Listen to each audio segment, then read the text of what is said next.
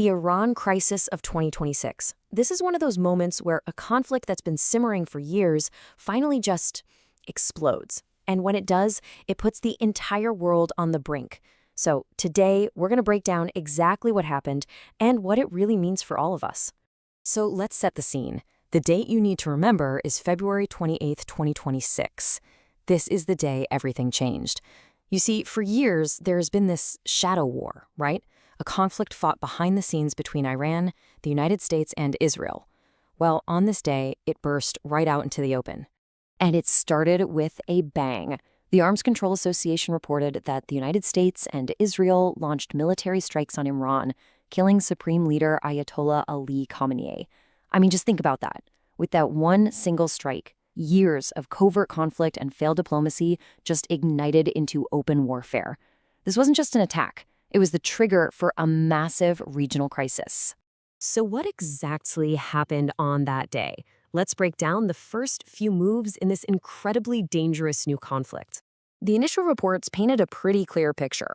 We're talking coordinated U.S. and Israeli strikes that hit the absolute heart of Iran's nuclear and military infrastructure.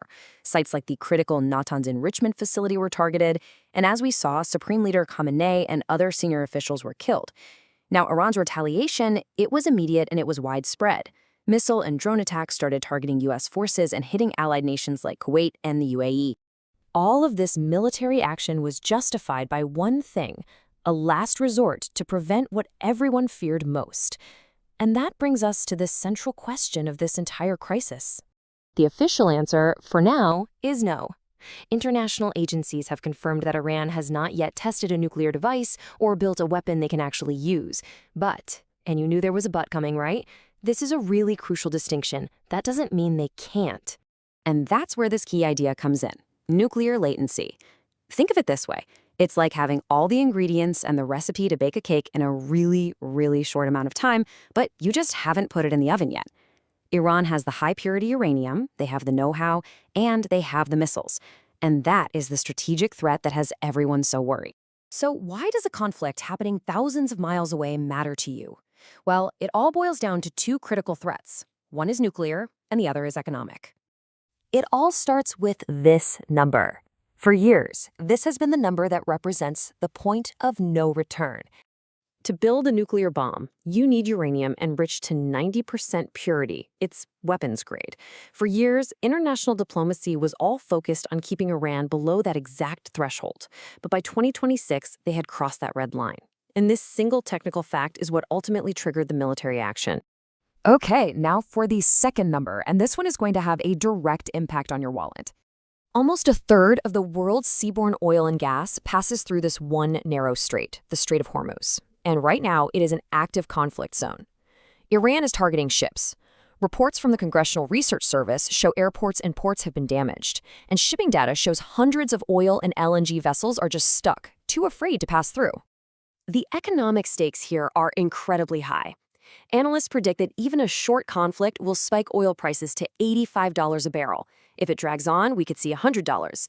And in a wider war, oil could surge past $130 a barrel, which means serious pain at the pump for every single one of us. So how did we even get to this breaking point? The answer really lies in a deal that completely fell apart. So let's rewind. Back in 2015, world powers and Iran signed the JCPOA, also known as the Iran nuclear deal, to limit its program. But in 2018, the U.S. withdrew and put sanctions back on. That led Iran to gradually abandon its commitments. The final milestone was October 2025, when key UN sanctions just expired. That freed Iran from major restrictions and set the stage for this confrontation just a few months later.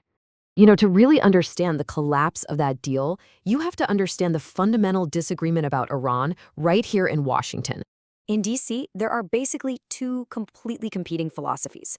One side argues that pulling out of the deal in 2018 was a catastrophic mistake that removed all the constraints and just let Iran race towards a bomb. The other side maintains the deal was always flawed because it completely ignored other huge threats, like Iran's ballistic missiles and its funding of proxy groups. This deep, unresolved divide has really shaped U.S. policy for more than a decade. So, with strikes underway and diplomacy in tatters, we're now facing a few distinct possibilities for where this whole conflict goes next. Expert analysis is pointing to three potential paths this can take. This table from Allianz Research lays them out pretty clearly. First, the baseline, and the most probable, is a short-lived military conflict, lasting less than 4 weeks. The second, more dangerous path, is a prolonged conflict where the Strait of Hormuz is blocked for an extended period. And the third is the tail risk. It's a low-probability scenario, but it would have a massive impact. A wider war where energy infrastructure across the entire region is destroyed. Let's just boil that down. Path 1 means the economic damage is painful, but it's contained. Path 2 means we see a major inflation shock. Think back to 2022, that hits global markets hard. And Path 3, we face the very real risk of a severe global recession, triggered by the destruction of the heart of the world's energy supply. So, the strikes have been launched, red lines have been crossed, and retaliation is well underway. This leaves us with one stark question. In a crisis born from a decade of broken deals and escalating tensions, is there any path left that doesn't lead to a catastrophic regional war?